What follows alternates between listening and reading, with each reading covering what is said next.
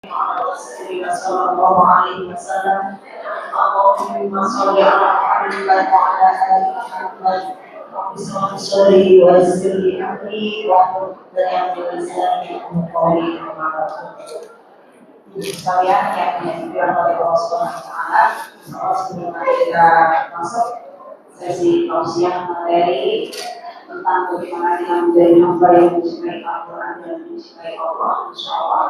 Kita seperti biasa setelah pertemuan tidak berjus, alhamdulillah, biiznillah, atas izin Allah Subhanahu wa taala, bulan ini 10/10/25 cantik. Iya ya. Jumat berkah, insyaallah bertambah.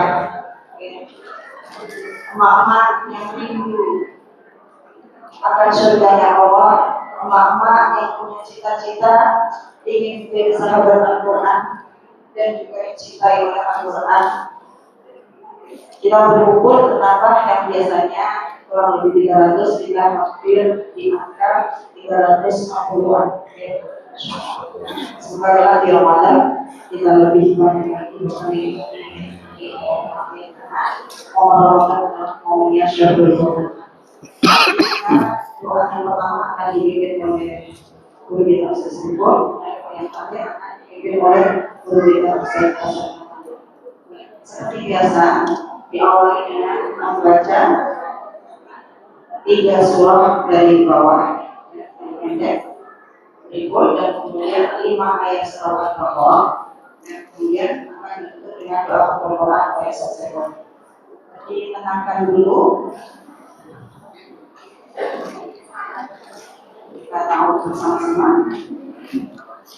A'udzu billahi minasy syaithanir rajim. Bismillahirrahmanirrahim. Qul huwallahu ahad. Allahus samad. Lam yalid wa lam yulad wa lam yakul lahu kufuwan ahad. Bismillahirrahmanirrahim.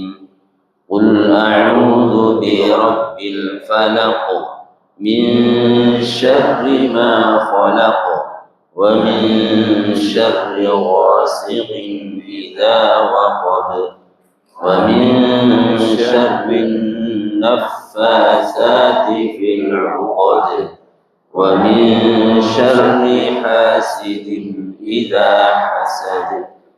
بسم الله الرحمن الرحيم. قل أعوذ برب الناس ملك الناس إله الناس من شر الوسواس الخناس الذي يوسوس في صدور الناس من الجنة والناس. بسم الله الرحمن الرحيم. الحمد لله رب العالمين الرحمن الرحيم مالك يوم الدين إياك نعبد وإياك نستعين اهدنا الصراط المستقيم صراط الذين أنعمت عليهم غير المغضوب عليهم ولا الضالين.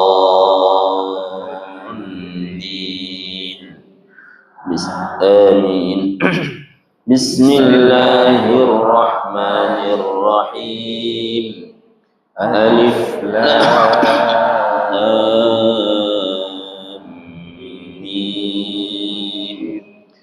ذلك الكتاب لا ريب فيه هدى للمتقين الذين يؤمنون بالغيب ويقيمون الصلاة ومما مما رزقناهم ينفقون والذين يؤمنون بما أنزل إليك وما أنزل من قبلك وبالآخرة هم يوقنون أولئك على هدى من ربهم وأولئك هم المفلحون.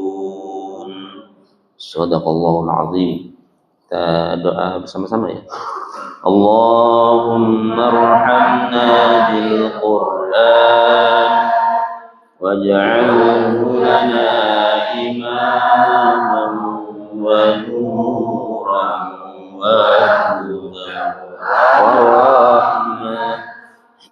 Allahumma dhakkirna minhu ma نسينا وعلمنا منه ما جهلنا وارزقنا تلاوته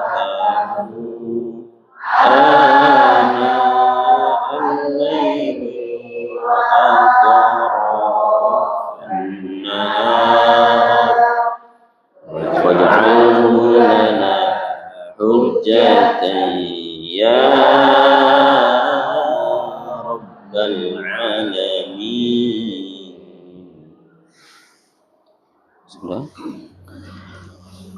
Baik, ibu-ibu sekalian, kita berdoa bersama-sama. Yang masih pegang HP, HP-nya taruh di bawah, layarnya dibalik ke bawah, ya biar khusyuk doanya, insyaallah. أعوذ بالله من الشيطان الرجيم يا ربنا لك الحمد كما ينبغي لجلال وجهك وعظيم سلطانك يا حي يا قيوم يا ذا الجلال والإكرام برحمتك نستغيث فاغثنا اللهم إنا نسألك ونشهد بأننا نشهد أنك أنت الله لا إله إلا أنت الأحد الصمد الذي لم يلد ولم يولد ولم يكن له كفوا أحد اللهم صل وسلم على سيدنا محمد وعلى آله وصحبه أجمعين اللهم اغفر لنا ذنوبنا ولوالدينا وارحمهما كما ربيانا صغيرا ربنا إننا ظلمنا أنفسنا ظلما كثيرا ولا يغفر الذنوب إلا أنت فاغفر لنا من عندك وارحمنا إنك أنت الغفور الرحيم. Ya Allah, sungguh kami telah menzalimi diri kami ya Allah dengan kezaliman yang banyak, sedangkan tidak ada yang dapat mengampuni dosa-dosa kami ya Allah kecuali Engkau ya Allah. Oleh karena itu ampunilah kami ya Allah dengan suatu pengampunan dari sisimu ya Allah, dan rahmatilah kami. Sesungguhnya Engkau Maha Pengampun lagi Maha Penyayang. Ya Allah, wahai yang Maha Mendengar, Maha Tahu, Maha Pengampun, ampunilah seluruh dosa kami ya Allah. Ampunilah sebusuk apapun diri kami ya Allah. Ampunilah sebanyak apapun dosa-dosa yang melumuri tubuh kami ini ya Allah. Ampunilah maksiat yang terang-terangan maupun yang tersembunyi yang kami lakukan ya Allah. Ya Allah, ampunilah maksiat mata kami. Jadikanlah mata ini mata yang selalu akrab dengan ayat-ayat-Mu ya Allah. Jangan biarkan mata ini menyebabkan matinya hati kami ya Allah. Ampunilah maksiat pendengaran kami ya Allah. Jadikanlah pendengaran kami pendengaran yang menyebabkan hidupnya hati kami ya Allah. Ampunilah maksiat mulut kami ya Allah. Ampuni setiap kebohongan yang telah kami ucapkan. Ampuni seandainya mulut ini melukai ibu bapak kami ya Allah. Ampuni jikalau dari mulut ini banyak orang-orang yang tersakiti ya Allah. Jadikanlah mulut ini mulut yang jauh dari berkata dusta, lisan yang selalu basah menyebut nama-Mu ya Allah, lisan yang menjadi ilmu bagi hamba-hamba-Mu ya Allah, lisan yang Engkau selalu ijabahkan doa-doanya ya Allah. Ya Allah, karuniakanlah ampunan atas maksiat-maksiat yang dilakukan tubuh ini, ya Allah. Ampunilah jikalau tubuh ini telah berbuat nista. Ampunilah jikalau tubuh ini ada daging haram yang telah kami makan dari makanan haram, harta-harta haram. Karuniakanlah kami tubuh yang bersih, ya Allah. Bersihkan dari segala maksiat yang telah dilakukan jasad ini, ya Allah. Izinkan sampai akhir hayat tubuh ini bersih, ya Allah. Bersih dari harta haram, bersih dari makanan haram, bersih dari perbuatan haram, ya Allah. Ya Allah, karuniakanlah, ya Allah, karuniakan ampunan atas maksiat hati kami, ya Allah. Ampuni jikalau kami selalu berbuat takabur. Ampuni kami jikalau hati ini sering menghina. Ampuni kami jika hati ini merendahkan hamba-hambamu, ya Allah. Ampuni kami, ampuni jikalau kami sering riak, ya Allah. Ampuni jika kedengkian masih bersemayam di hati kami, ya Allah. Jauhkanlah kami dari riak, pamer, kesombongan sekecil apapun, ya Allah. Jadikan diri kami diri yang tawadhu, yang ikhlas, yang pemaaf, ya Allah. Ya Allah, inilah kami, hamba-Mu yang berlumur dosa, yang bergelimang aib, yang Engkau telah tahu segala kebusukan yang kami lakukan, ya Allah. Dosa dan kesalahan yang kami lahirkan maupun yang kami sembunyikan, ya Allah. Bukankah Engkau telah membanggakan kami di hadapan malaikat-Mu, ya Allah. Kami mohon jadikan saat ini, ya Allah, saat ampunan bagi dosa-dosa kami, ya Allah. Rabbana zalamna anfusana wa illam taghfir lana lanakunanna minal khasirin. Ampuni kami, ya Allah. Ampuni sebusuk apapun diri kami ini, ya Allah. Ya Allah, bukankah, ya Allah, bukakan hati kami agar dapat merasakan keagungan-Mu, ya Allah. Jadikan kening ini menjadi kening yang selalu nikmat bersujud kepadamu, ya Allah. Jadikan mata kami menjadi mata yang selalu akrab dengan ayat-ayat-Mu, ya Allah.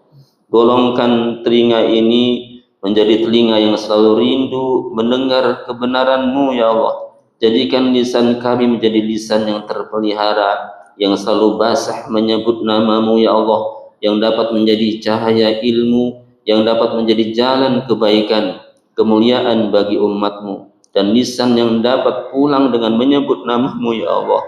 Ya Allah, karuniakanlah kepada jasad kami terpelihara dari maksiat, terpelihara dari harta haram, makanan haram, perbuatan haram.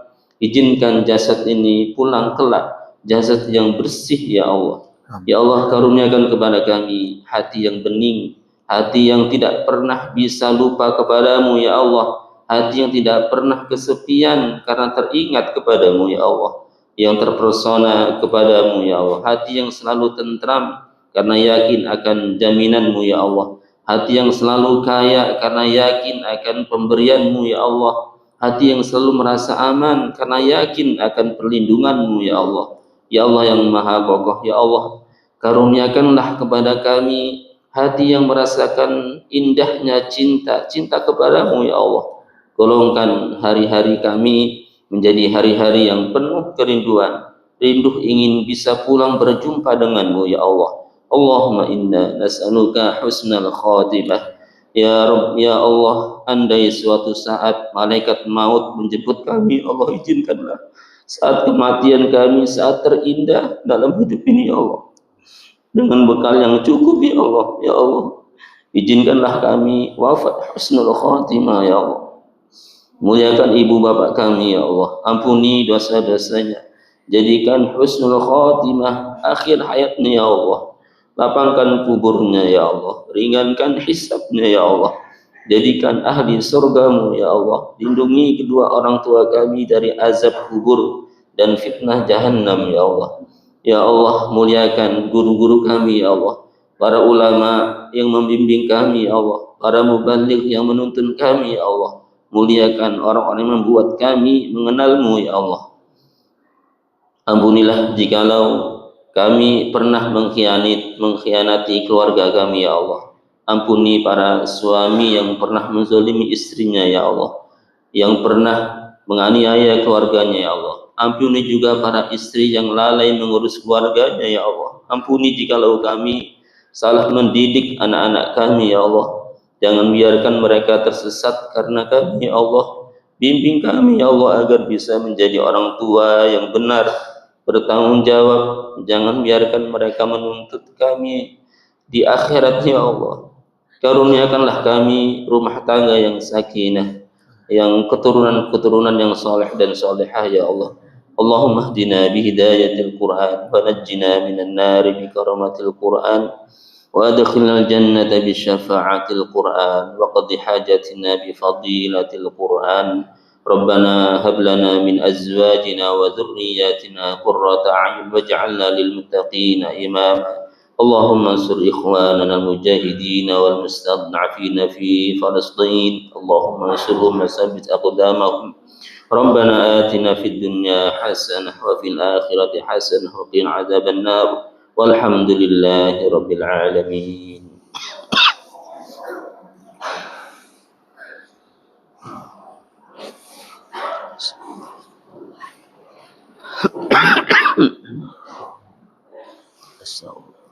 Bismillahirrahmanirrahim. Masih semangat Ibu. Apa kabar semua hari ini? Apa kabar sekarang Ibu? Rekeningnya masih belum. Itulah ya, alhamdulillah. Buktinya apa? Allah mampukan kita untuk bisa berangkat ke Masjid Al-Aman. Yang terjauh dari rumah siapa? Ada dari Manggar Rijib, dari daerah Daya Tua, ada dari Kilok. Alhamdulillah. Ibu sini kan belum ada transport kan, pakai solar, pakai bensin, pakai maksim. Itu hanya Allah mampukan kita. Ya, walaupun rekeningnya sudah mulai berkurang karena tanggal 10, tapi insya Allah keberkahan selalu menyertai harta kita, keberkahan selalu menyertai waktu kita, keberkahan insya Allah akan selalu menyertai kita dan khususnya untuk keluarga tercinta kita. Kita sampai dulu untuk 20 kita ya. Assalamualaikum warahmatullahi wabarakatuh. Saya sudah kenal dengan dulu beliau sekarang Firman. Beliau itu terkenal sudah sampai luar negeri dunia. Kalau beliau ini dakwahnya memang internasional. Jadi beliau mendakwakan Al-Quran seperti saya pun juga kalau kita masih lihat Al-Quran. Jadi kalau saat ini sudah mendunia, sudah mendakwahkan, mengajarkan baca Al-Quran seperti kita di LTTI, karena memang beliau adalah pendiri pondok dari rumah tajwid di Depok ya. Mungkin yang punya saudara di sana bisa langsung disampaikan ke lembaga beliau, karena memang beliau sekitar 4 ekor lebih, gurunya juga banyak, dan juga ibu yang punya keluarga di Jerman, beliau juga sudah biasa bolak-balik Jerman karena punya murid banyak di sana. Ibu yang punya keluarga ada di Kanada, beliau juga bolak-balik ke Kanada, ada di Los Angeles, ada di Washington DC, bukan ayah di sini. Kemudian juga ada di benua Eropa, ya, dan masih banyak negara-negara di luar negeri, ya, yang orang-orang di sana itu muslimnya nih, tapi ternyata belum mampu untuk mensyiarkan Al-Quran di negara-negara yang memang minoritas muslim. Insya Allah, jadi kita ini waktu beliau kan baca Al-Qurannya habis dulu ya Ibu. Amal Al-Quran dulu, insya Allah nanti caranya untuk antara ibu berdakwah ya dengan Al-Quran itu gampang sekali. Ya. Yaitu biografi beliau, jadi aktivitas beliau sampai detik ini beliau mengampu ya, membaca khusus untuk memperbaiki bacaan Al-Quran seperti antara ini dan juga tahmid, dan juga beliau ke depan insya Allah dalam rencana dan cita-cita yang sangat mulia memiliki akademi mengajar Al-Quran yang memang beliau cita-cita disitu lahirnya para pengajar Al-Quran yang mungkin, yang mahir dan juga siap untuk mendakwahkan daripada risalah Al-Quran yang dibuat oleh Rasulullah SAW agar sampai kepada kita untuk menjadi generasi selanjutnya. Ibu siap untuk menjadi pengajar Al-Quran? Sekarang level nasinya di mana? Yang sudah tajwidi, Ibu, yang sudah level qiraat, yang sudah tampil. Masya Allah, malu-malu ya aslinya.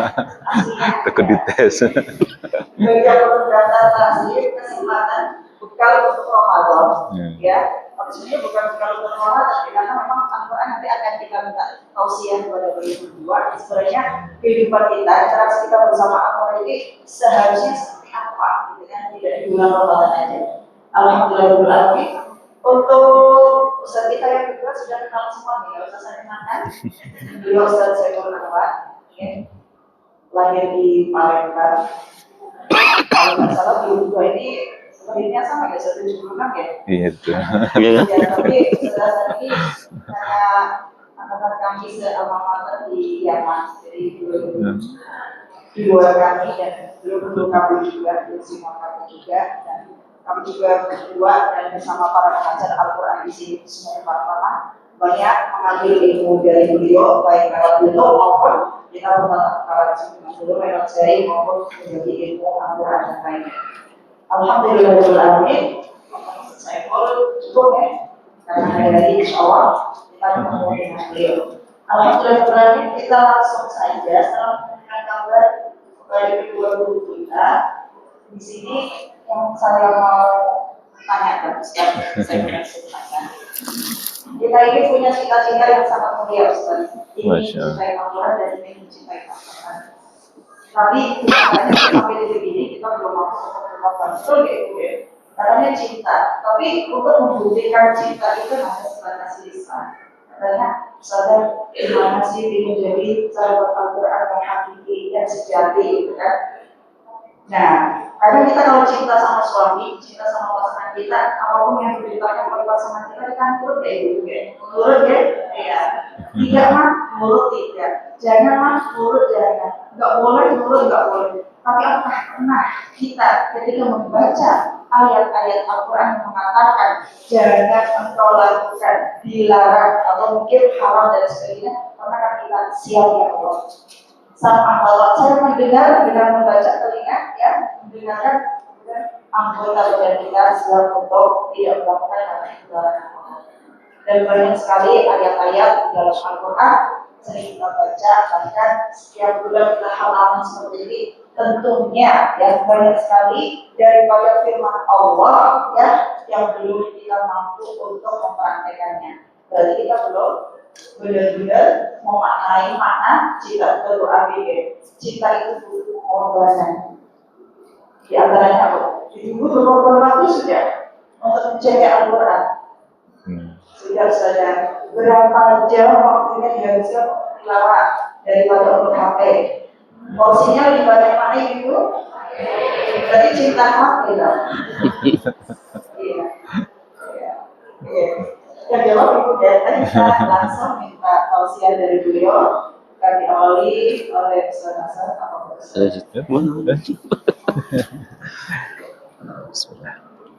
Assalamualaikum warahmatullahi wabarakatuh. Alhamdulillah, wassalatu wassalamu ala sayyidina Rasulillah wa ala alihi wa sahbihi wa mawalah. Wa ba'd. Apa kabar ibu-ibu dan akhwat semuanya?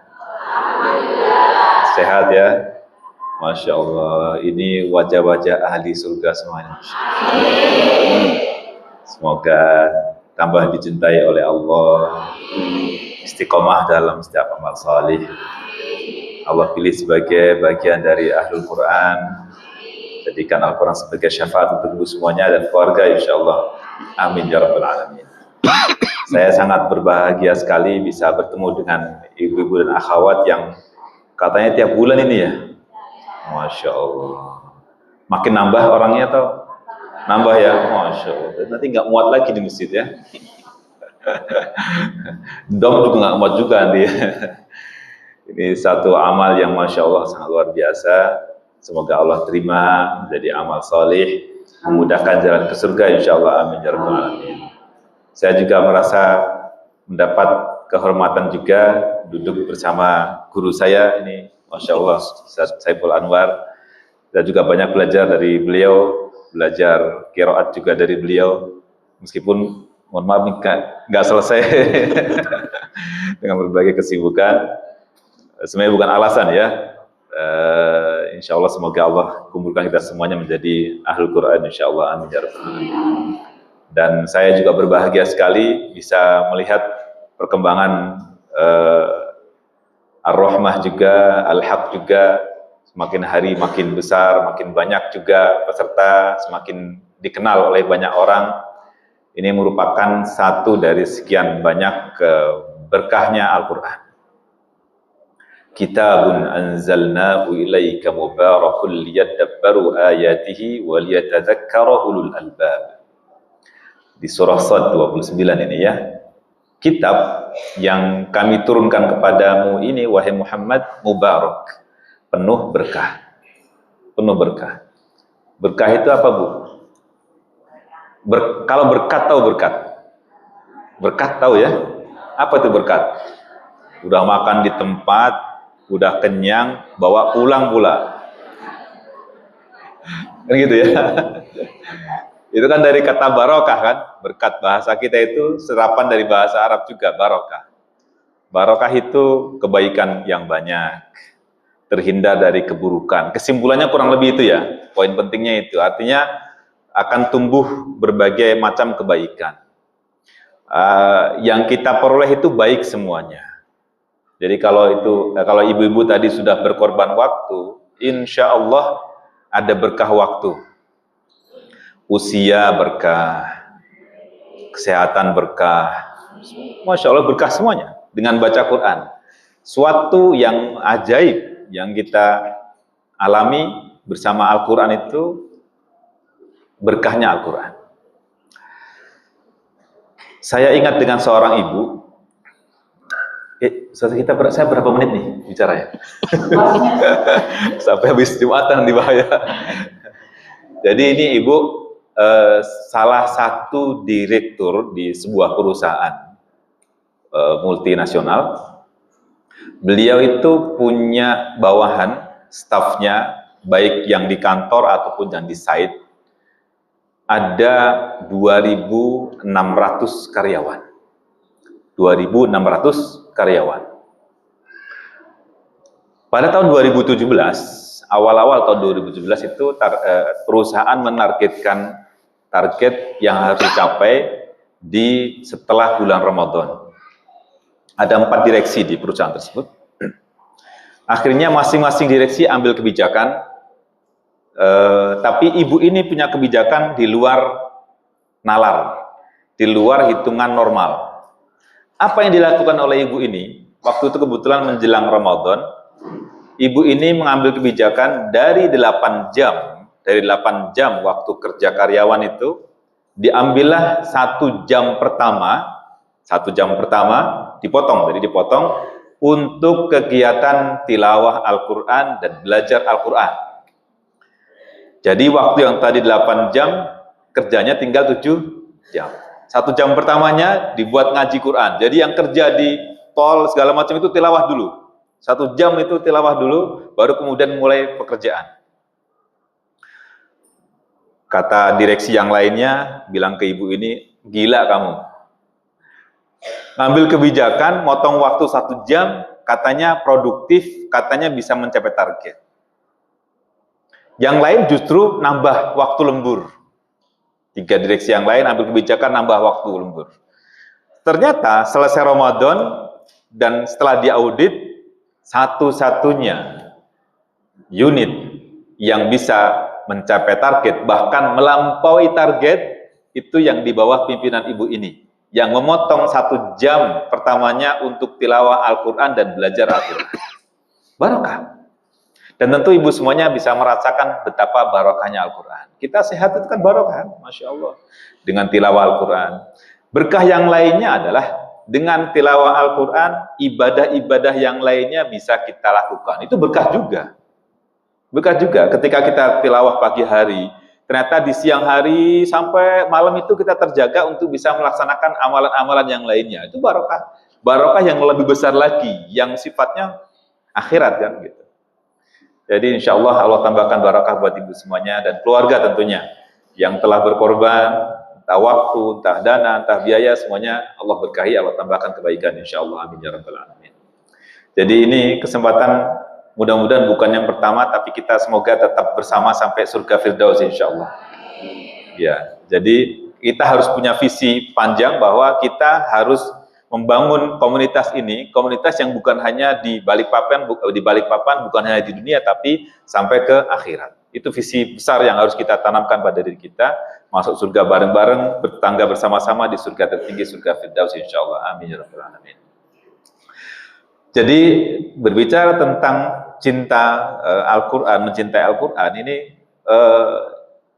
Nabi pernah mengibaratkan orang yang menghafal Al-Quran atau berinteraksi bersama Al-Quran itu seperti pemilik unta. Kalau dia menambat untanya, maka dia tidak akan lepas. Tapi kalau tidak ditambat, mungkin akan lepas. Bahkan yang ditambat pun mungkin akan lepas juga. Orang yang menghafal Al-Quran juga demikian. Kita mengulang hafalan Al-Quran, mengulang bacaan Al-Quran itu kan sebenarnya target kita adalah pertama bisa menjaga hafalan. Target kedua yang lebih penting lagi adalah kita bisa memperdengarkan ayat-ayat Al-Quran itu di hadapan Allah Subhanahu wa Ta'ala. Itu yang paling berharganya kita. Jadi kalau ibu-ibu semuanya menyiapkan bacaan Al-Quran atau hafalan Al-Quran kepada seorang ustadzah atau ustadz, itu bayangkan kita sedang menyiapkan diri membaca Al-Quran di hadapan Allah Subhanahu wa Ta'ala.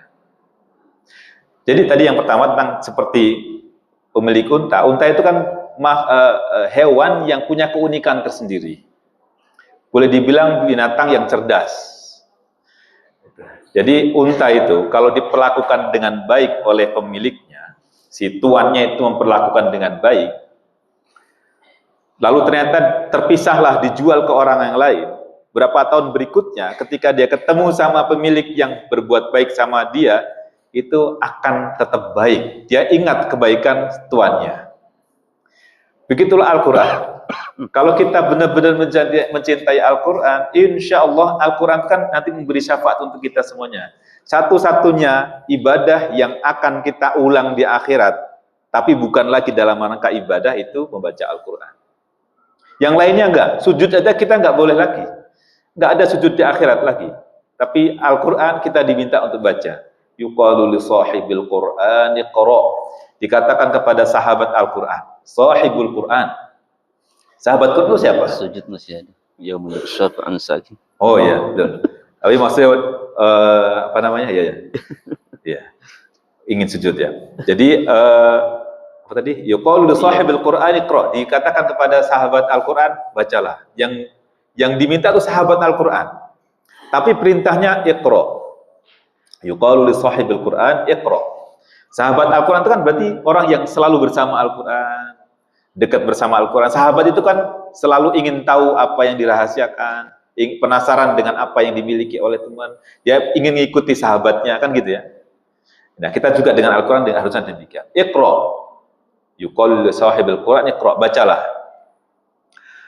Nah, ini menunjukkan bahwa kita akan diminta lagi untuk membaca Al-Quran. Semoga Allah beri kemampuan kepada kita untuk bisa menjaga di dunia dan di akhirat kelak menjadi syafaat untuk kita semuanya dan bisa memperdengarkan kembali insyaallah di hadapan Allah Subhanahu wa Ta'ala. Amin ya rabbal alamin. Ini sebagai pengantar, semoga menjadi jalan kebaikan untuk kita semuanya insyaallah. Amin ya rabbal alamin. Sallallahu wasallam wa baraka ala nabiyina Muhammadin wa ala alihi wa sahbihi ajma'in. Walhamdulillahi rabbil alamin. Wassalamualaikum warahmatullahi wabarakatuh. Belum selesai. Saya ditanya kepada Ustaz Saiful, menurut beliau apa yang harus ngapain saja sih selain berkorban waktu? Apa ya? Tanyanya di rumah aja nanti. Bismillahirrahmanirrahim. Ibu sekalian, hari ini senang atau enggak? Senang ya, bisa kumpul sama teman gitu ya. Jadi kalau ibu senang, bagikan kesenangan ini kepada teman-temannya gitu ya. Kasih kabar teman-temannya bawa juga teman-teman kita biar mereka bisa senang juga, agar pahala kita juga berlipat ganda gitu kan. Mandala ala khairin kafa'ili gitu ya. Barang siapa yang menunjukkan kebaikan, maka dia akan mendapatkan pahala orang yang melakukan kebaikan. Kalau kita bisa bawa teman lagi 2 orang, wah kita pahala kita dapat lagi 2 pahala dari teman kita ajak gitu ya. Jadi gampang cari pahala gitu ya.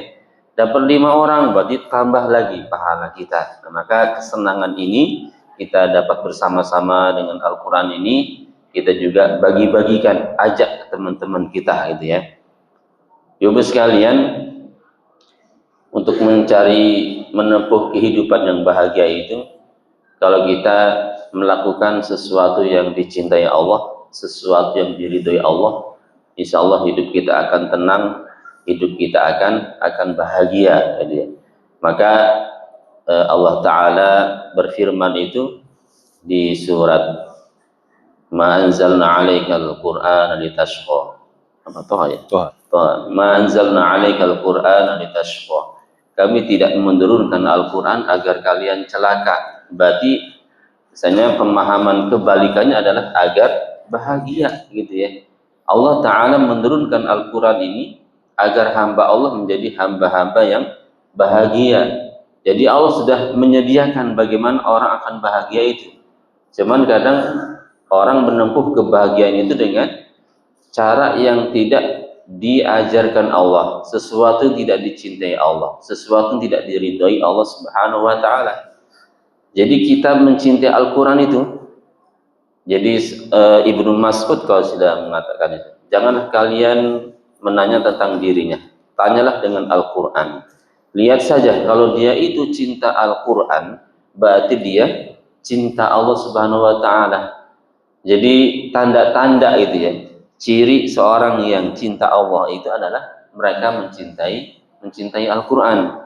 Di sini ada Sufyan bin Uyainah rahimahullah, man ahabbal Quran faqad ahabballah.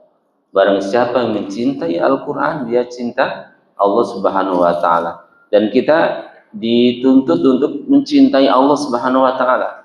Tapi perlu bukti gitu ya. Maka salah satu bukti kita cinta kepada Allah, kita mencintai Al-Quran ya. Jadi Al-Quran ini kalau dikatakan Imam Asy-Syatibi, apa yang khairu jalisin ya. Apa?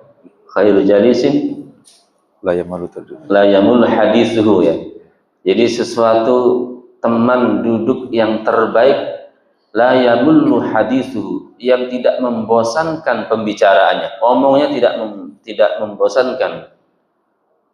Wazdada wartidadu wazdada, atau itu yang dikatakan semakin diulang-ulang maka semakin indah ucapan tersebut. Itu adalah kalamullah. Jadi teman yang terbaik yang tidak membosankan pembicaraannya adalah kalamullah. Seandainya ya di zaman sahabat itu ya, seandainya kita benar-benar ngerti arti per ayat yang kita baca itu, tentu itu merupakan kata-kata yang sangat indah gitu ya. Semakin kita mengulang-ulangnya, maka semakin bertambah keindahannya. Cuman kekurangan kita nggak ngerti ketika baca Al-Quran gitu ya. Nah ini juga adalah tugas kita, PR kita itu ya. Bagaimana kita membaca Al-Quran juga mengerti apa yang kita ucapkan ya. Jadi minimal ada istilah tilawah tadabbur gitu ya.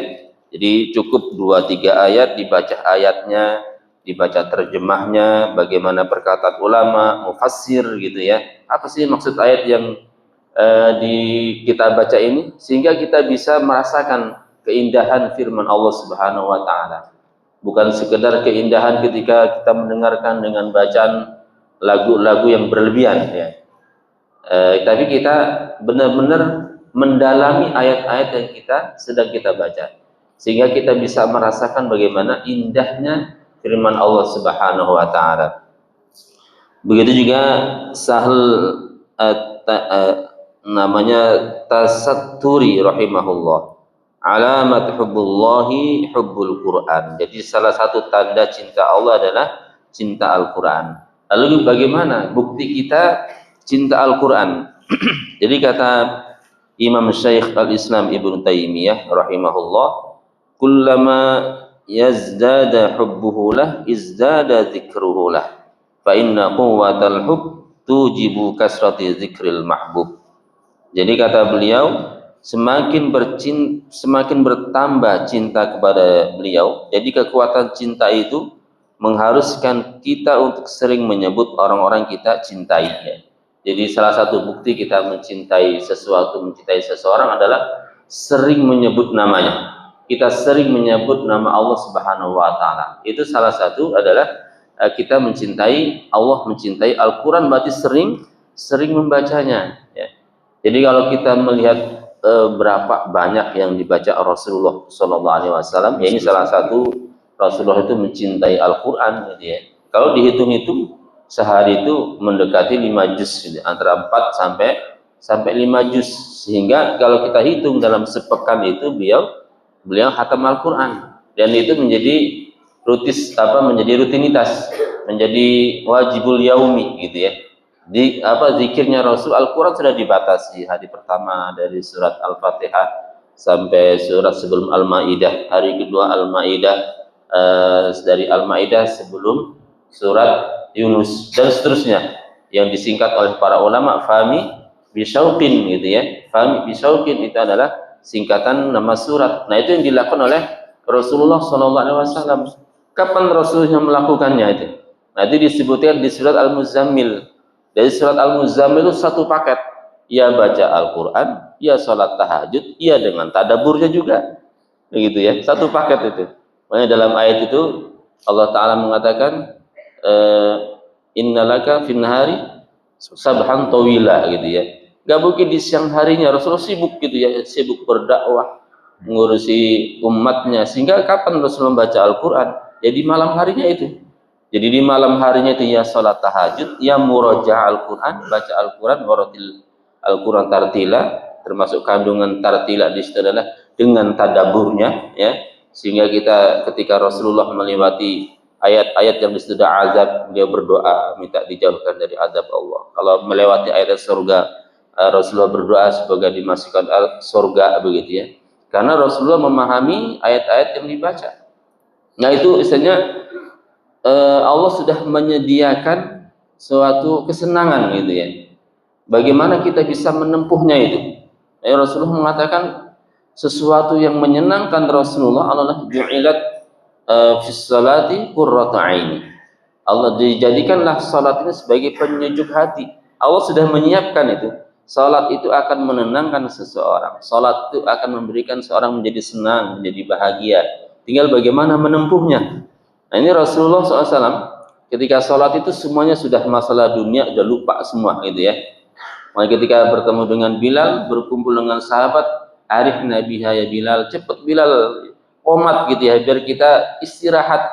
Jadi sholatnya itu untuk istirahat, ya. Ini yang harusnya itu ya. Sholat itu bukan menjadi beban harusnya. Sholat itu menjadi sesuatu kebahagiaan kita. Sholat itu harusnya sesuatu yang kita nanti-nantikan, kapan azan, gitu ya.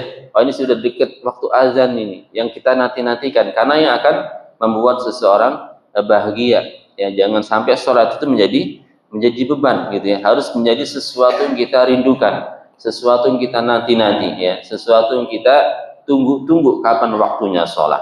Sehingga kalau kita menunggu-nunggu, kita merindukan sholat, insya Allah itu membantu juga, gitu ya, membantu kita dalam kekhusyuan dalam sholat, gitu ya. Jadi itu Rasulullah membuktikannya, gitu ya, membuktikan secara langsung bagaimana Rasulullah mencintai Al-Quran, yaitu mengulang-ulangnya setiap malamnya itu, ya kurang lebih seperti itu, atau sehari semalamnya kurang lebih mencapai 4 sampai 5 juz itu dilakukan oleh Rasulullah Shallallahu Alaihi Wasallam. Jadi kata ulama tadi, barang siapa yang mencintai sesuatu maka dia akan banyak menyebutkannya, akan menyebutkannya. Kalau kita mencintai Al-Quran, berarti kita harus memperbanyak dikit dalam membaca Al-Qurannya. Dan di sini juga sebagai penentu, gitu ya, orang yang paling banyak membaca Al-Quran, orang yang paling banyak berzikir kepada Allah, maka dia akan menjadi nomor 1 di antara sahabat-sahabatnya.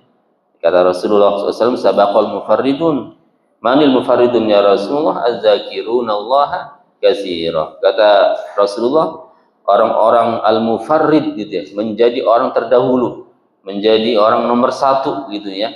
Sahabat bertanya, siapa al-mufarridun ya Rasulullah? Az-zakiruna Allah katsira, yaitu orang yang berzikir kepada Allah dengan zikir yang banyak. Semua kita berzikir ya, habis sholat berzikir, setiap habis sholat berzikir gitu ya, kadang di jalan berzikir gitu ya, maka semakin banyak zikirnya, maka dia akan menjadi nomor satu di antara sahabat-sahabatnya. Orang yang paling banyak membaca Al-Qur'annya, maka dia akan menjadi terdepan, orang menjadi nomor satu di antara sahabat-sahabatnya. Wallahu a'lam bishawab. Masya Allah. Alhamdulillah. Sudah terbukti ibu cintanya. Masya Allah. Kita minta doa sama Allah semoga dimampukan untuk mempraktekkan dengan makna cinta yang sesungguhnya. Mencintai Al-Quran, maka Allah akan mencintai kita. Caranya dengan apa? Banyak-banyak membaca, terus mengingat sama Allah, terus jadikan bilik harian kita adalah dengan tilawah Al-Quran. Berarti porsi bersama Al-Qurannya harus lebih banyak daripada main HP. Itu yang belajar Al-Qurannya harus lebih banyak dalam sepekan daripada healing, jalan-jalan, ya, ke mall dan sebagainya. Bertemu, berkumpul, berkomunitas dengan teman-teman yang mencintai Al-Quran harus lebih banyak grupnya daripada grup kulineran. Semoga memudahkan kita semua bisa menjadi hamba yang mencintai Al-Quran dengan yang sudah disebutkan oleh dua guru kita tadi. Baik ibu sekalian semuanya agar lebih hidup lagi, tidak ngantuk. Saya persilahkan untuk penanya pertama. Tentunya banyak sekali di sini yang akan bertanya. Silakan. Oke, ibu silakan. Ibu.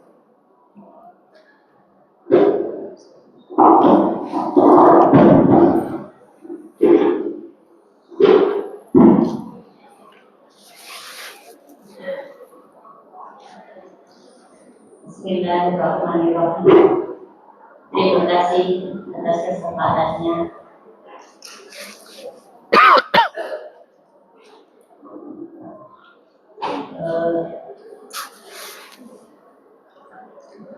Lupa Bu, apa yang bertanyakan? Mungkin bagi saya terlalu sulit sebenarnya karena ini menyangkut teman saya ini sekarang ini Masya Allah luar biasa bacaannya, luar biasa mendalami Al-Quran, bahkan tilawahnya pun semakin banyak setahu saya.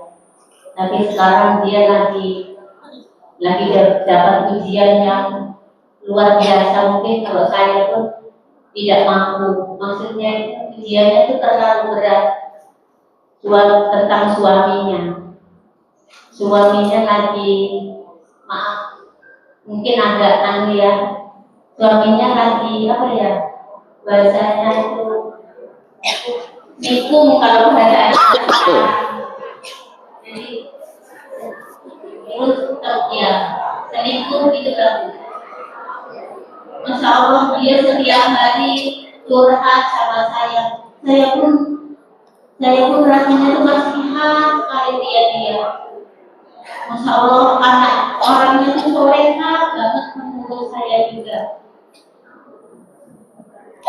Saya sebagai teman harus bagaimana ya Bu ya? Saya sering curhatin dia hampir 2 minggu sekali atau hampir tiap hari nangis di pundak saya Bu. Saya pun kadang malah itu jengkel sama suami dia itu rasanya pengen membaca gitu.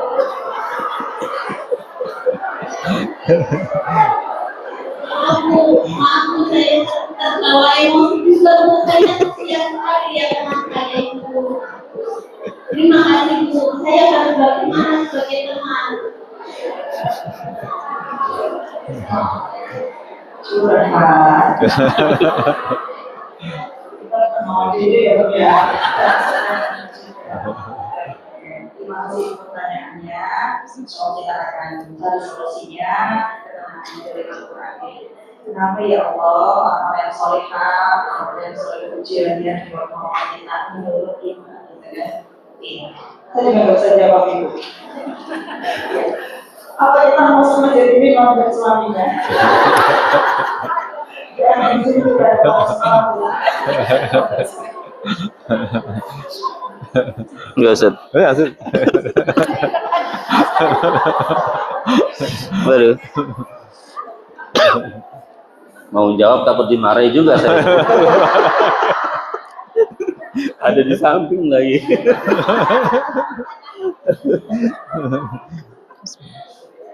Yang pertama Ibu ya. Jadi kata Rasulullah asyadul bala al-anbiya ini.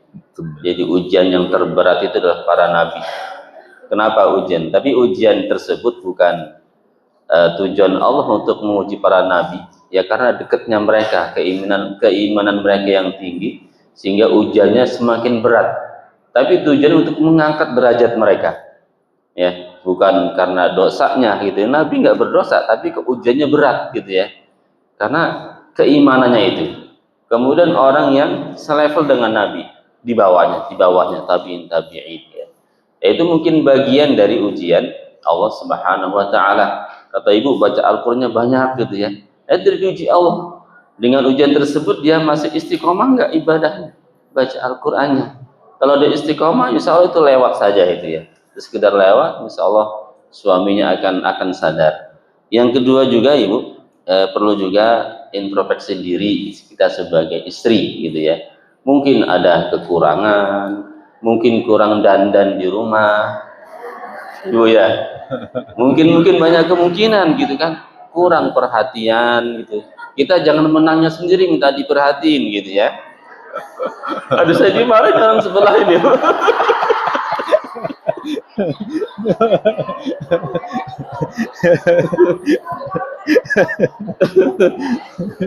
Tapi suami juga perlu diperhatikan gitu ya. Jadi kalau istrinya perhatian banget, ditawari minum apa gitu ya, malam ini butuh enggak gitu, pakai wangi-wangian. Kalau setiap hari gitu ya insya Allah suami nggak kemana-mana matanya gitu ya. Kemungkinan itu juga salah satu penyebab, kan ada penyebabnya. Jadi kesalahan misalnya ada penyebabnya kan biasanya. Nah itu yang perlu dicari penyebabnya. Kalau jawaban ketiga kayaknya ngomongnya berat banget ya, nggak berani.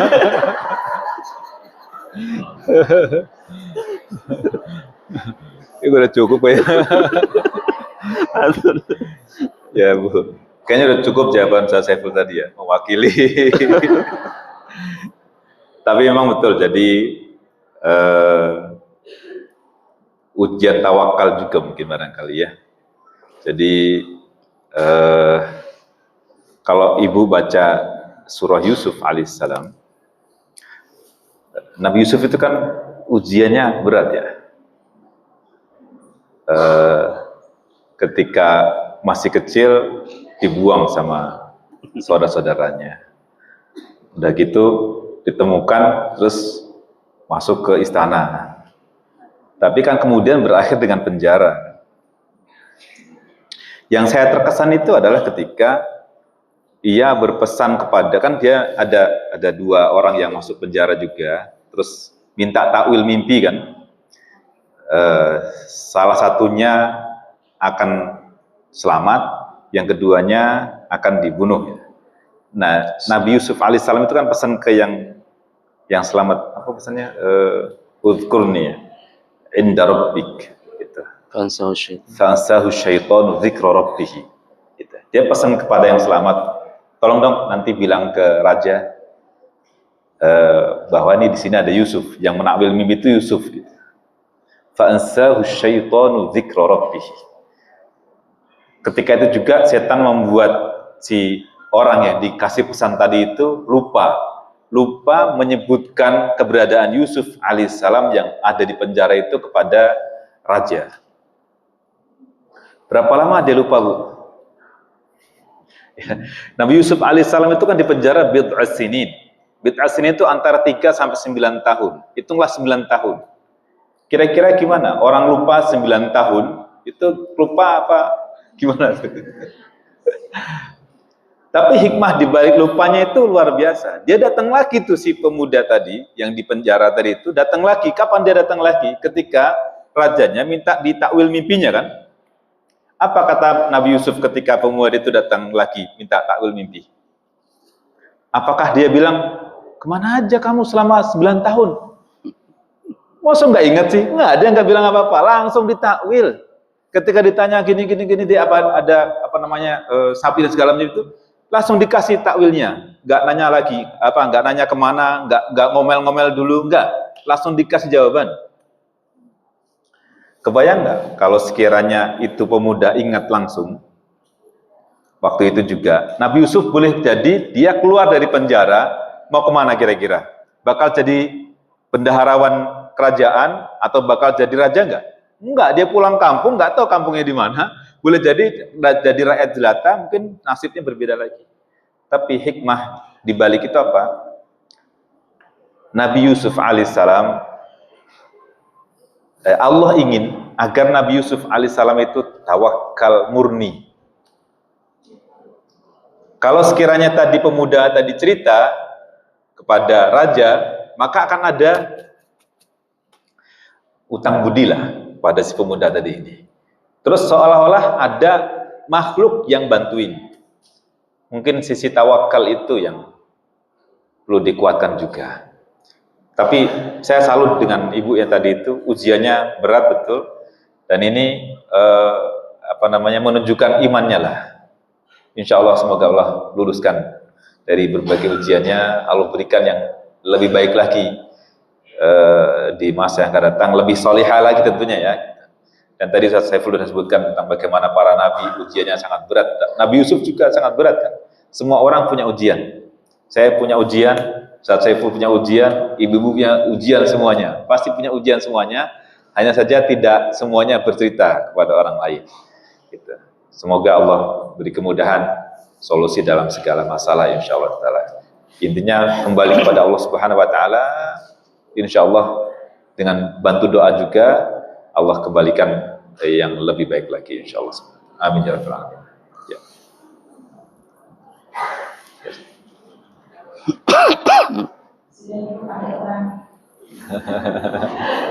Nanti kalau ibu lagi nangis terus kayak gitu kan, ibu mau kasih nasihat apa?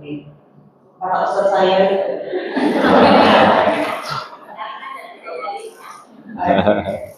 sebenarnya mau ceritain tapi kayak di sini ya, saya ada. Oke, pertanyaan yang kedua ada, biasanya ada.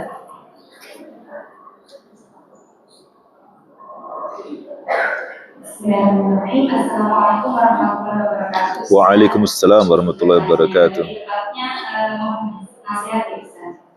Dalam belajar Al-Quran itu kita sering merasakan semangat kita itu kadang naik, kadang turun ya. Terlebih lagi ketika kita sedang ujian dan dinyatakan hasil ujian kita itu tidak naik. Kemudian jadi kita itu kadang rasanya itu pengen berhenti, kadang juga merasa kesel, apalagi kadang ada teman kita itu yang bacaannya itu lebih di bawah kita, tetapi beliau naik, sedangkan kita merasa lebih bagus tetapi tidak naik. Menurut saya mohon pencerahannya Ustaz, nasihatnya. Ustaz mulai pada kasih.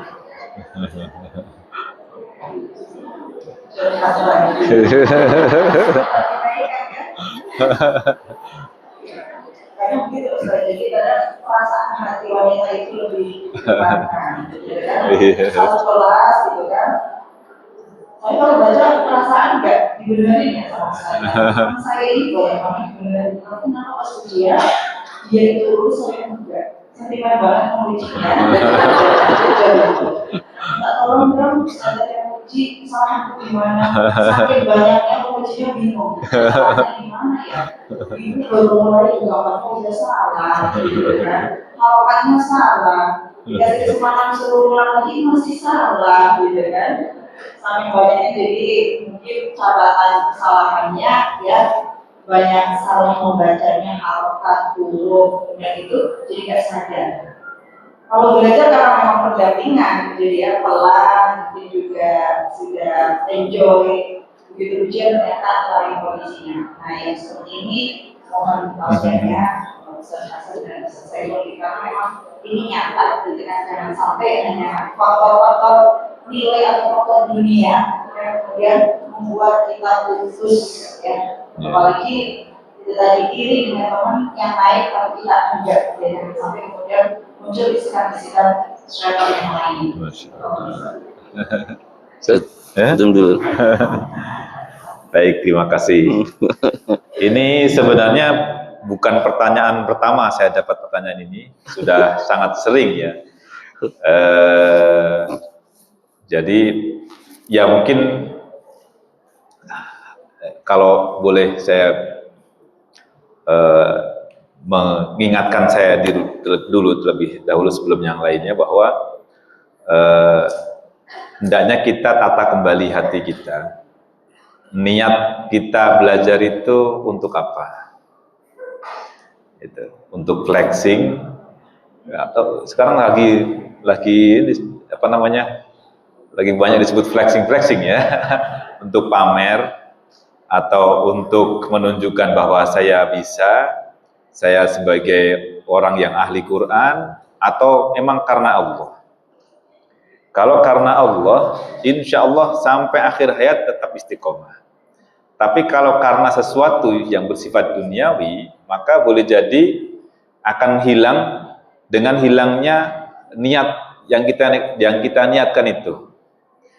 Gitu. Jadi yang perlu kita tata kembali, introspeksi bahwa kita benahi terus niat kita hanya mengharapkan ridho Allah.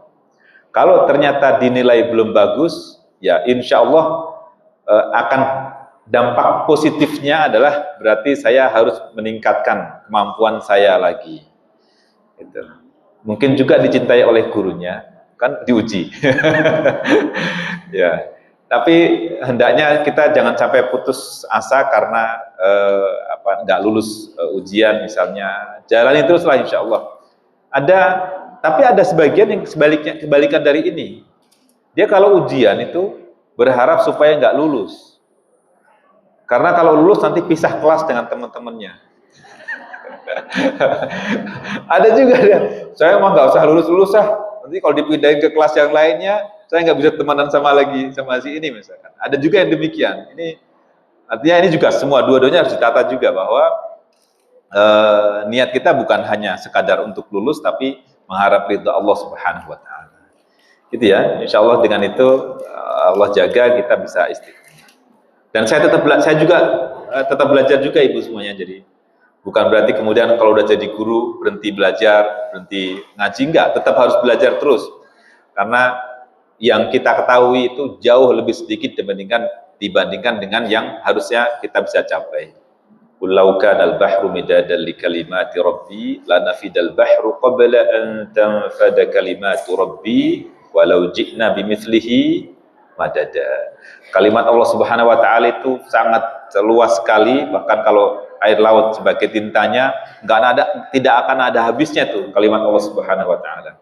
Maka jangan ada perasaan aku udah bisa, aku udah kuasai, aku udah tahu semua Quran. Kalau kita udah mengatakan itu, maka berarti kemungkinan kita tidak akan dapat yang lebih banyak lagi daripada yang pernah kita dapat, atau bahkan yang kita dapat boleh jadi akan hilang. Wallahu muwaffiq. Nikah. Tambahannya.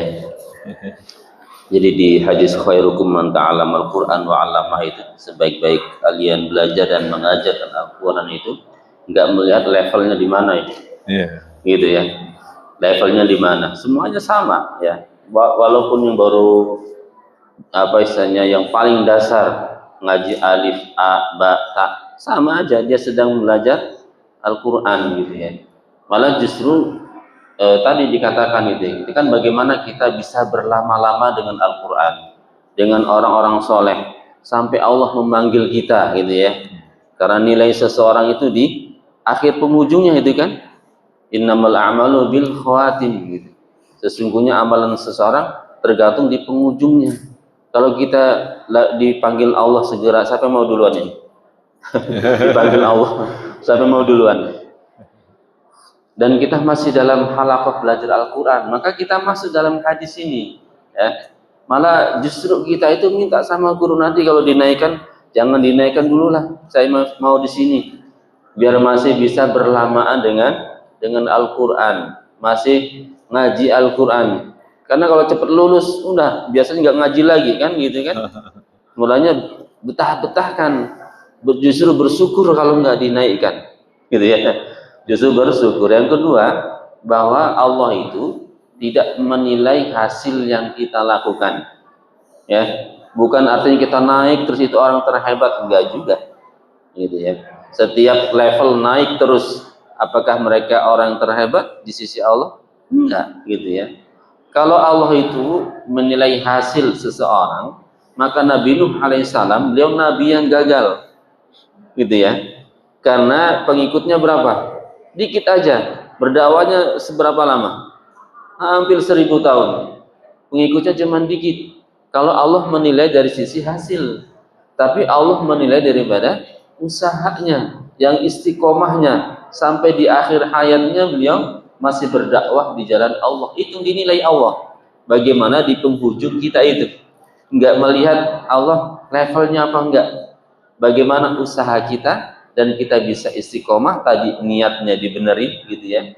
Kita ngaji itu untuk mencari ridho Allah, ya, bukan untuk bisa naik level terus biar nanti dikatakan wah hebat naik terus, gitu ya, hebat selesai level taksini tajwidi. Enggak, takutnya malah justru ketika kita naik terus ada rasa takabur dalam diri kita, gitu ya, ada takabur di dalam diri kita, ya. Jadi itu yang perlu dijaga itu, gitu ya. Kita niat ngaji tahsin tilawah itu benar-benar karena Allah, bukan cepat naik level, gitu, enggak, gitu ya. Justru kalau bisa kita berlama-lamaan dalam halaqah Al-Quran, berlama-lamaan dalam ngaji Al-Quran, jangan sampai putus sampai Allah memutus kita, sampai kita bertemu Allah Subhanahu wa taala. Wallahu a'lam.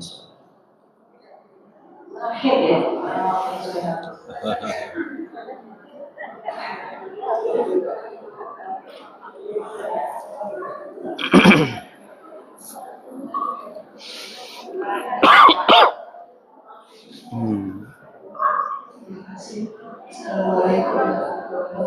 Waalaikumsalam warahmatullahi wabarakatuh. Jadi disampaikan Ustaz bahwa ibadah sampai akhir itu adalah membaca Al-Quran. Nanti di akhirat kita diminta untuk membaca. Nah, yang membaca ini pengertiannya apa ya? Apakah hafalan ataukah dalam artian yang lain? Kalau memang maksudnya hafalan, berarti teman-teman yang habis Quran ya. Terus bagaimana dengan kami? Baca aja kami juga mesti kayak gitu. Kebetulan kalau saya pribadi kan memulainya sudah saat usia saya sudah tua. Saya memulainya belajar tasbih ketika saya sudah pensiun. Jadi ya alhamdulillah hari Jumat itu kami punya kumpulan Ustaz. Jadi selain tasbih kami juga kumpul dengan ibu-ibu yang bagian besar bertasbih di sini. Nah, ketika tilawah bareng, saya paling sering ditegur sama ibu-ibu. Jadi saya berpikir, gimana yang akan di akhirat kalau ketika membacanya itu adalah maksudnya justru orang-orang yang habis Quran aja. Demikian Ustaz. Terima kasih.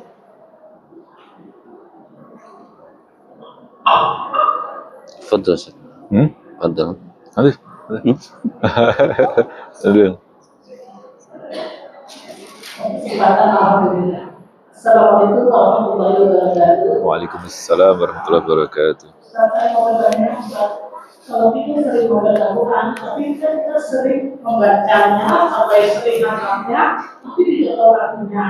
Bagaimana itu Ustaz? Kita itu ingin sekali membaca, tapi bisa membaca dengan artinya sekalian. Tapi kita tidak ada waktu untuk membaca artinya, jadi kita menghafalnya saja Ustaz. Nah, kedua, apakah kita disuruh hafal Al-Quran di 7 surat, misalnya surat Al-Waqiah, Al-Mulk, Al-Fatih, Yasin, semua itu kita berarti diwajibkan sebelum kita meninggal. Apakah itu betul Ustaz? Terima kasih. Wassalamualaikum warahmatullahi wabarakatuh.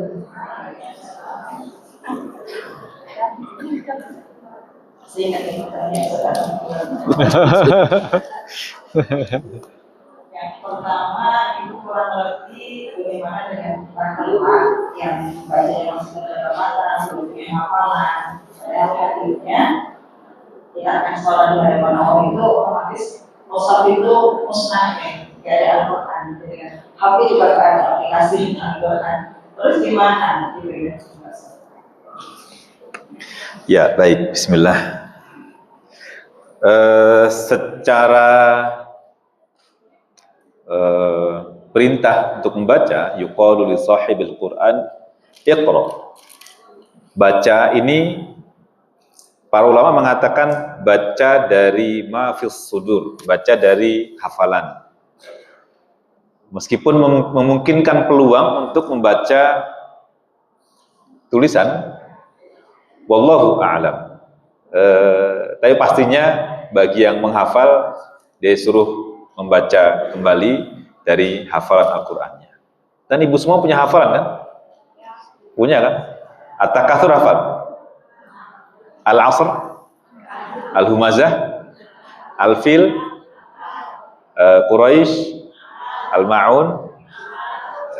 Inna a'tainaka kautsar? Paling hafal. Al-Kafirun? Apa hafal? Idza jaa nasrullah? Tabbat yada abi lahab wa tab? Al-Ikhlas? Al-Falaq, An-Nas, Al-Fatihah. Udah 14 surah. 14 kan udah hafal kan? Tinggal nambah lagi 100 lagi sudah khatam. Ya. Ya, jadi sekurang-kurangnya surah Al-Fatihah. Jadi atau kalau enggak mudah-mudahan meskipun tidak hafal kita dapat peluang untuk bisa membaca juga dari tulisan, meskipun wallahu a'lam apakah masih ada tulisan atau tidak ya. Jadi bacaan Al-Quran itu kan bukan tulisannya, tetapi bagaimana lantunan ayat Al-Quran tersebut. Wallahu a'lam. Kayaknya langsung berikutnya apa tadi? Membaca tapi nggak tahu arti ya, nggak tahu maknanya, karena nggak punya waktu misalnya. Sebenarnya kalaupun kita tilawah, tadi Ustaz Saiful sudah sebutkan juga, sempatkan untuk bisa membaca terjemahnya minimal, mentadaburi, menghayati kandungannya. Itu penting. Jadi kalau misalkan kita punya porsi waktu 40 atau 50 menit atau 1 jam misalnya, mungkin 10 menitnya kita ambil untuk baca beberapa ayat, kita pahami kandungannya. Itu akan lebih mengena, akan lebih bermanfaat, akan lebih menyentuh hati kita gitu. Jadi hendaknya bisa punya kesan ayat yang mana yang sudah kita baca tersebut. Jadi kalau saya boleh anjurkan, baca terjemah itu penting, minimal baca terjemah. Meskipun juga tilawah juga penting juga. Kalau tilawah kan dapat asupan pahalanya, maknanya harus dipahami. Idealnya tadabbur itu orang baca langsung paham. Dan sebenarnya ketika kita belajar membaca Al-Quran itu target goal-nya itu kita tuh bisa paham isi Al-Quran. Kalau kita maknai tartilnya yang dimaknai oleh Ali bin Abi Thalib radhiyallahu anhu itu kan, tartil itu tajwidul huruf wa ma'rifatul wuquf kan, memperbaiki pengucapan huruf. Yang kedua, mengenali tentang waqaf. Mengenali tentang waqaf itu nggak bisa hanya dengan melihat tanda waqaf ini boleh berhenti, ini nggak boleh berhenti, tapi harus mengerti kandungannya. Karena waqaf itu kaitannya dengan kalimat yang kita baca itu memiliki makna utuh atau tidak, menyimpang atau tidak, kan gitu. Nah, untuk tahu itu sekurang-kurangnya kita harus tahu bahasa Arab. Gitu. Jadi nanti pada akhirnya orang belajar baca Quran itu pada level berikutnya itu akan bukan dituntut, akan menuntut untuk paham bahasa Arab. Justru yang belajar-belajar itu nuntut untuk bisa bahasa Arab, bukan penyedia kegiatan yang akan memaksa ibu-ibu suruh belajar bahasa Arab. Justru ibu-ibu yang maksa untuk tahu bahasa Arab, karena levelnya naik ke tingkat pemahaman. Saya berhenti di sini kenapa? Tanya kenapa? Kenapa saya harus berhenti di sini? Kenapa nggak boleh berhenti di sini? Kenapa di sini tandain seperti ini? Itu membuat kita penasaran tentang kandungannya. Jadi sempatkan beberapa menit untuk bisa menghayati kandungan tadi. Kemudian apakah betul wajib menghafal surah Yasin, Al-Waqi'ah dan sebagainya? Yang wajib itu cuma satu, Bu, surah Al-Fatihah saja. Iya, surah Al-Fatihah. Yang lainnya nggak wajib kan? Surah Al-Fatihah karena menjadi rukun sholat. Yang lainnya bebas. Tapi akan lebih utama kalau kita bisa menghafal. Paling nanti akan ada surah-surah yang memiliki fadhail, keutamaan, kita dianjurkan untuk menghafalnya misalnya. Ya udah kita tapi tidak ada kewajiban, hanya bersifat anjuran saja kan, anjuran. Yang wajib surah Al-Fatihah, la sholata liman lam yaqra bi Fatihatil kitab. Enggak sah salat seseorang yang tidak membaca surah Al-Fatihah. Jadi sekurang-kurangnya Al-Fatihah itulah. Dan sekurang-kurangnya kalaupun kita udah nggak sadarkan diri, surah Al-Fatihah itu yang masih terucap terus ya. Ya, ada seorang mahasiswa psikologi, dia dapat gelar S2-nya karena mempertahankan tesisnya berkaitan dengan pengaruh bacaan Al-Quran terhadap orang yang sudah kena stroke. Jadi dia ambil sampel 24 ibu-ibu dan yang lainnya orang kena stroke, diajakin ngafalin Quran. Dan ternyata Masya Allah efektif untuk bisa membangkitkan kembali sel-sel yang telah mati. Ini bermula dari yang pernah saya ceritakan pada mahasiswa ini, bahwa ada seorang syekh.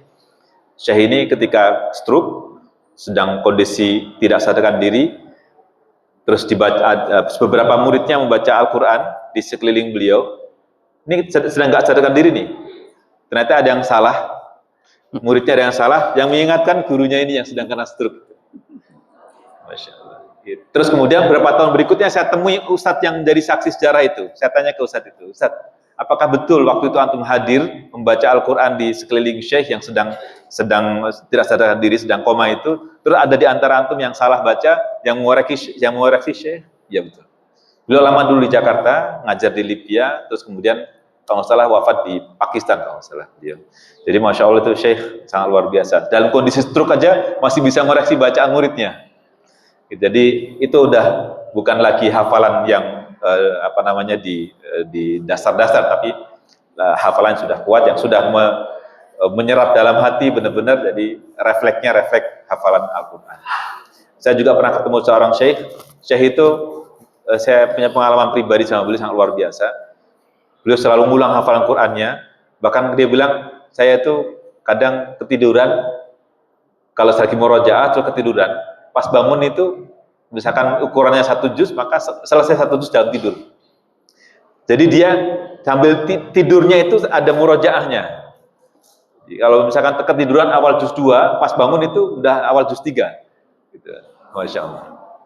Bukan karena stres, tapi karena memang beliau benar-benar dekat dengan Al-Quran. Murojaah sangat luar biasa.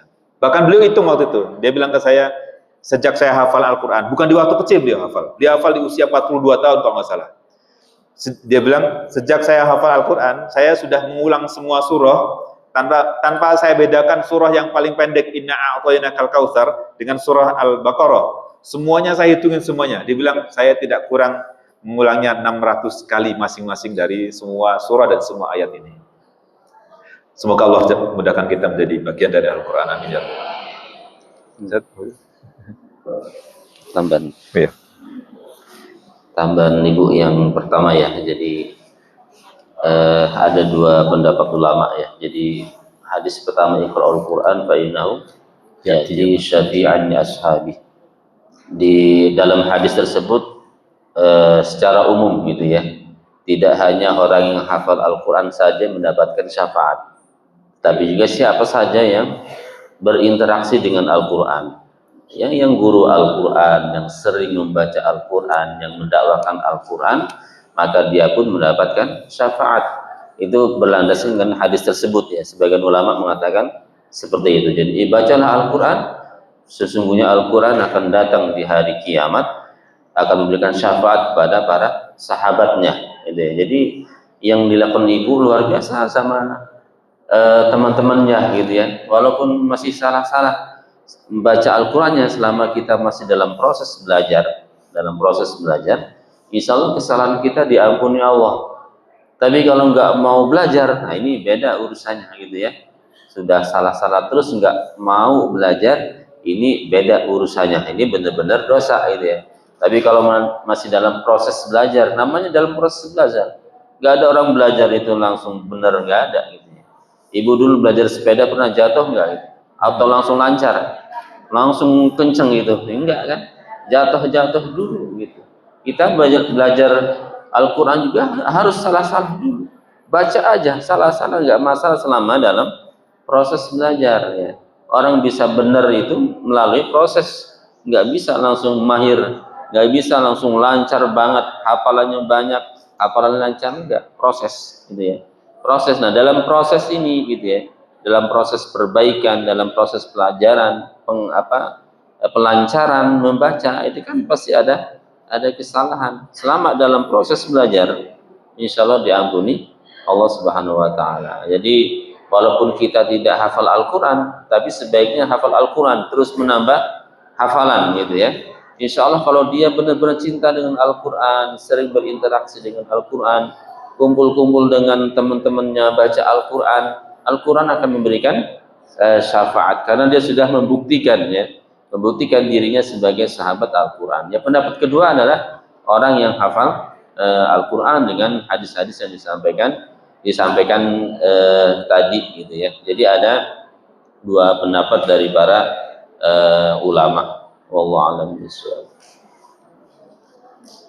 Alhamdulillahirrahmanirrahim. Sampai penghujung waktu kita tadi untuk mendapatkan istiqamah kita tutup dengan doa yang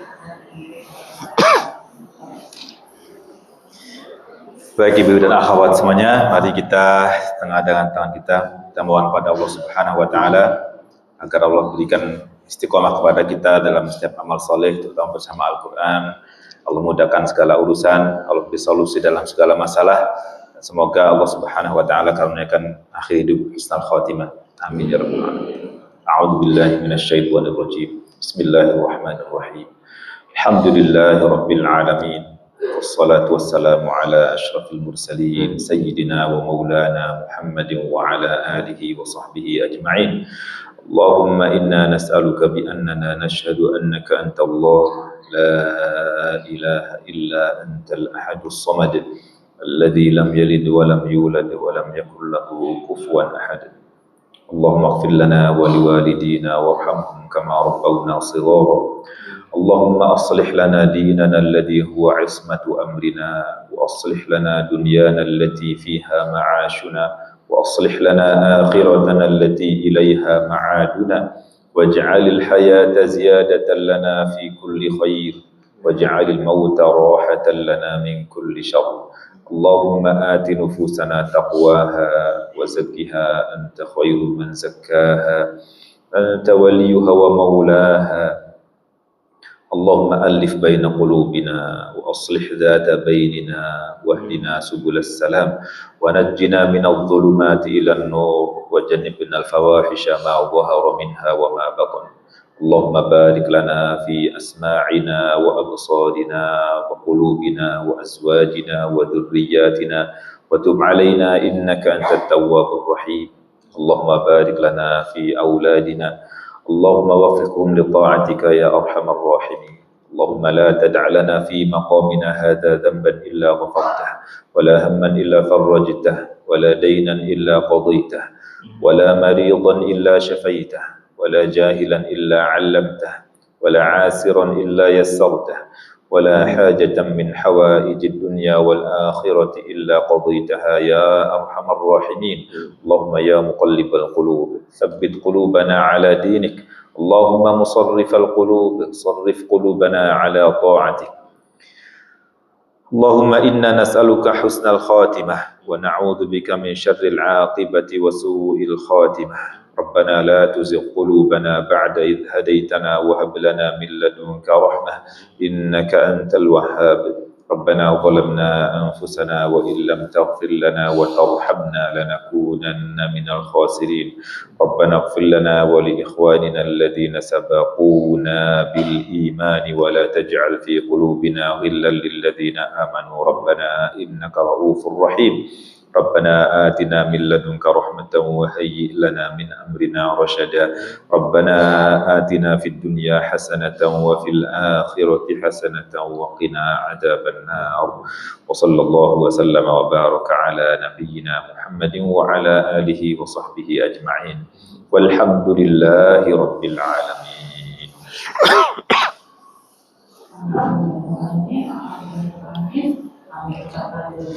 Izin ya.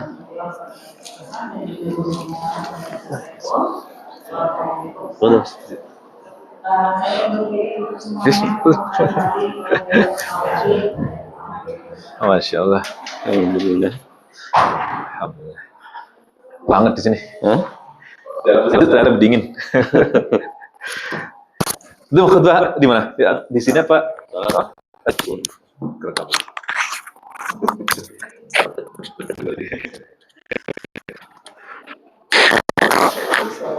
Waalaikumsalam. Sudah selesai, Sir. Alhamdulillah, baru selesai.